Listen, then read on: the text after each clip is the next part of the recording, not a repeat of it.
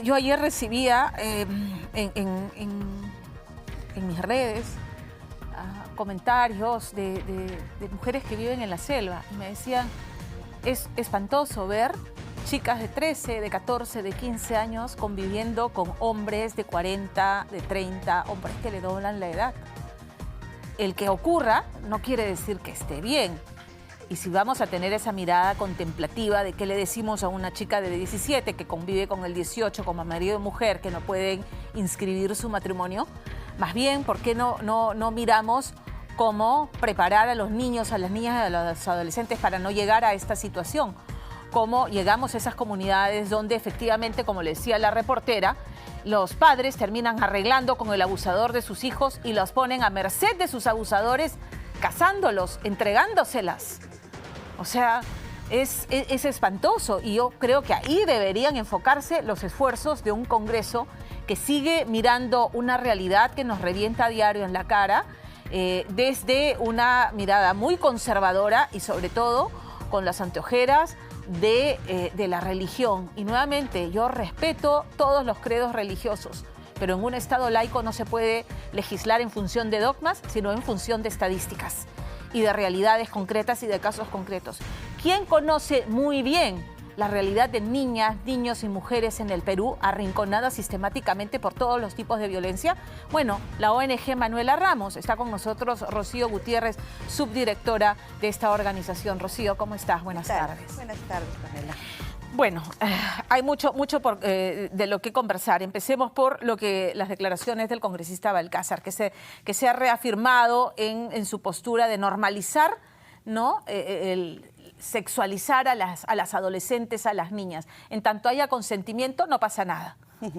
Bueno, en realidad lo que demuestra el congresista Balcázar y en reiteradas ocasiones es su desconocimiento de la realidad nacional, de la realidad de la vida de las niñas y adolescentes en nuestro país y sobre todo de la realidad de las niñas y adolescentes más vulnerables en nuestro país. Desconoce que, por ejemplo, hay regiones, hay distritos en nuestro país en donde se producen y donde hay denuncias activas de violencia sexual, de violaciones de parte de maestros, por ejemplo. Hay registros de matrimonios efectivamente arreglados como una salida que encuentra la familia para situaciones de violación sexual de una niña, de un adolescente, o para arreglar la situación de un embarazo a tempranas edades. Y generalmente, y el desconocimiento va también por el lado de las estadísticas, o sea, una posibilidad es que el congresista se acerque a escuchar lo que dicen las mujeres, lo que dicen las niñas y las adolescentes, pero también a leer estadísticas, ¿no? Lo mínimo que espera es que nuestros congresistas lean las estadísticas. Y lo que nos dicen las estadísticas es que hay matrimonios infantiles registrados en nuestro país, ¿no? Y lo mínimo, digamos, a nivel mundial, digamos, en materia de derechos humanos hay como estándares mínimos que un país debe tener. Y un estándar mínimo es elevar la edad permitida para el matrimonio de niñas, niños y adolescentes, ¿no? Y esa edad permitida es los 18 años. ¿Por qué? Porque se asume que hay ciertas expectativas, ciertos proyectos, cierta protección que deben tener las niñas y adolescentes. Y decimos niñas y adolescentes porque básicamente es una problemática que recae sobre las niñas y adolescentes en este país y que afecta seriamente las posibilidades de que estas niñas y adolescentes completen cuestiones básicas como completar la educación, como tener un proyecto de vida, como tener las condiciones físicas, psicológicas y sociales para asumir una responsabilidad como es hacer una familia, tener hijos, etc. Y lo otro es su desconocimiento sobre la situación de la violencia contra las mujeres en este país, ¿no? Entonces, eso preocupa de un legislador, ¿no?, que además reiteradamente lo coloca como normalizando esta forma de violencia que asumen que recae sobre las niñas y adolescentes, ¿no? Y lo que estas cifras nos enrostran cada vez que hablamos del tema es que estamos fallándoles como sociedad a los niños. El gobierno, el Congreso, el Ejecutivo le está fallando desde su rol rector de la educación. porque si estos chicos, yo soy una convencida, tienen las herramientas, tienen la educación adecuada, la formación adecuada, van a saber protegerse, quizás valorarán más el postergar la iniciación sexual, porque o sea, van a entender, pero no se les está educando y más bien se están vetando contenidos, y eso me preocupa enormemente, porque ya con el ministro Rosendo Serra de Castillo, el ministro de Educación, abdicó a ese rol rector del ministerio, permitiendo que ahora exista un comité de padres, una organización de padres que intervenga en los contenidos de la educación nacional. Eso me parece de terror. Así es.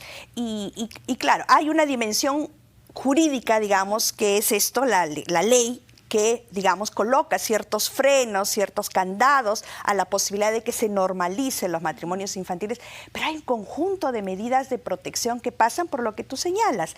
Educación, ¿no?, que es clave, pero también por prevención y educación, no solamente a niñas y adolescentes, niñas, niños y adolescentes en las escuelas, cosa en la cual hemos retrocedido varios pasos.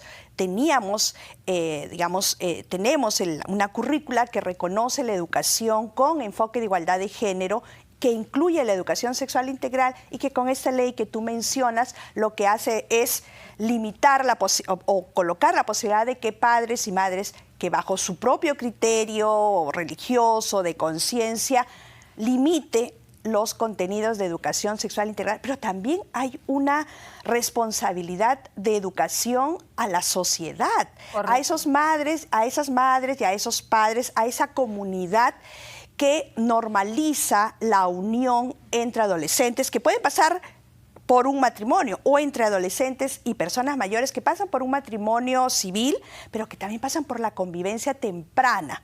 Entonces, y que eso, digamos, implica involucrar a la comunidad, es hacer labor de prevención, es hacer labor de erradicación de estereotipos, de normalizar el rol reproductivo de las mujeres, de normalizar que el único destino de las niñas, sobre todo las más pobres, sea ser madres, y ser madres en condiciones precarias, ¿no?, y en condiciones de violencia también, ¿no?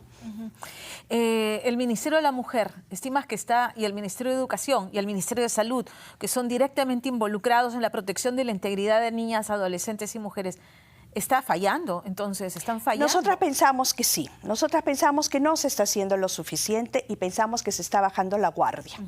Se está bajando la guardia en varios sentidos, ¿no? Si bien hay